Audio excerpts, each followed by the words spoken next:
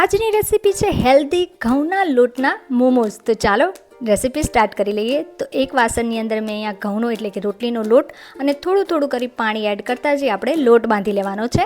હવે અહીંયા મેં લોટ છે એ કઠણ થોડો રાખ્યો છે, એટલે કે આપણે પરોઠાનો લોટ બાંધીએ ને એ પ્રમાણે।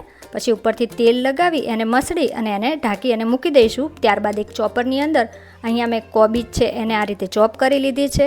ત્યારબાદ ગાજર અને અડધું કેપ્સિકમ લઈ લીધું હતું, એને પણ આ રીતે આપણે ચોપ કરી દેવાનું છે, એકદમ ઝીણું ઝીણું। તો આપણું સ્ટફિંગનું શાકભાજી છે એ સરસ રીતે ચોપ થઈ અને રેડી થઈ ગયું છે। તો હવે આપણે સ્ટફિંગ બનાવી લઈએ। એક પેનની અંદર 2 થી 3 ચમચી જેટલું તેલ, ઝીણું સમારેલું આદું, લસણ, મરચાં અને જે બધું ચોપ કરેલું શાકભાજી હતું એને આપણે આ રીતના સાંતળી લેવાનું છે 4 થી 5 મિનિટ માટે, અને ગેસની ફ્લેમ હાઈ રાખવાની છે। અહીંયા મરી પાવડર અને મીઠું, ત્યારબાદ સોયા સોસ એડ કરી ફરીથી એને 2 મિનિટ માટે ચલાવી લઈશું। એક વાટકીની અંદર 1 ચમચી જેટલો કોર્નફ્લોર, 2 ચમચી જેટલું પાણી એડ કરી એની સ્લરી બનાવી એને આ સ્ટફિંગમાં એડ કરી દઈશું અને 2 મિનિટ માટે એને ચડવા દેવાનું છે। હવે સ્ટફિંગ છે એને ઠંડુ કરી લઈએ અને આ બાજુ લોટમાંથી આપણે મોમોઝ શેપ વાળી લઈએ, એટલે કે પૂરી બનાવી લઈએ મોમોઝ માટેની। તો હવે લોટમાંથી આપણે એક મોટો લુવો લઈ લઈએ, પાટલા ઉપર અટામણ લગાવી એ લુવાને આપણે મોટી સાઇઝની રોટલી વણી લેવાની છે। હવે જે રોટલીની જેવડું આપણે રાખીએ છીએ જાડાઈ એટલી જ રાખવાની છે।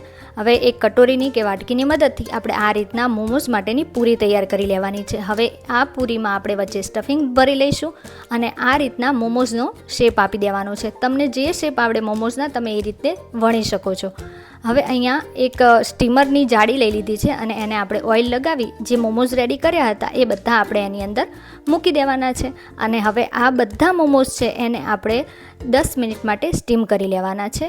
હવે મોમોઝ છે એ 10 મિનિટ બાદ ખોલીએ તો આપણા મોમોઝ થોડા કૂક થઈ ગયા છે। હવે ઉપરથી થોડું તેલ, ચીલી ફ્લેક્સ અને ધાણાભાજી ભભરાવી દીધી છે અને ત્યારબાદ ઢાંકણ ઢાંકી 4 થી 5 મિનિટ માટે થવા દઈશું। તો 4 થી 5 મિનિટ બાદ રેડી છે આપણા હેલ્ધી એવા ઘઉંના લોટમાંથી બનેલા મોમોઝ।